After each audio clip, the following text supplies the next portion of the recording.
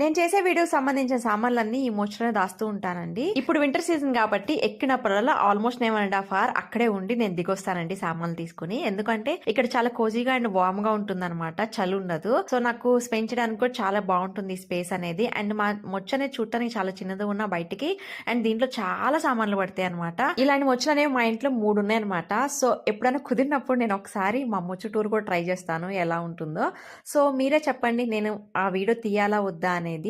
So ఇట్లా కొద్దిసేపు నేను స్పెండ్ చేశాక నాకు కావాల్సిన సామాన్లు తీసుకుని వెళ్ళిపోతాను. అండ్ మోర్ ఓవర్ నేను ఈ ప్లేస్ అనేది చాలా నీట్ గా మెయింటైన్ చేస్తాను. అందుకే డస్ట్ అనేది కూడా చాలా తక్కువ ఉంటుంది. అండ్ సామాన్లు కూడా చాలా నీట్ గా సర్ది పెట్టుకుంటానండి. అంటే ఎక్కినప్పుడల్లా మనకి వెంటనే సామాన్లు అనేది దొరికేటట్టుగా ఉంటాయి అనమాట. ఇంతకీ మీ సైడ్ ఈ మొచ్చుని ఏమంటారు? అంటే మా సైడ్ అట్టక మొచ్చు అని అంటారు. మీ సైడ్ ఏమంటారు కింద కామెంట్స్ చెప్పండి. మా ఇంట్లో ఉన్నట్టుగా మీ ఇంట్లో కూడా ఇట్లాంటి మొచ్చులనే ఉన్నాయా?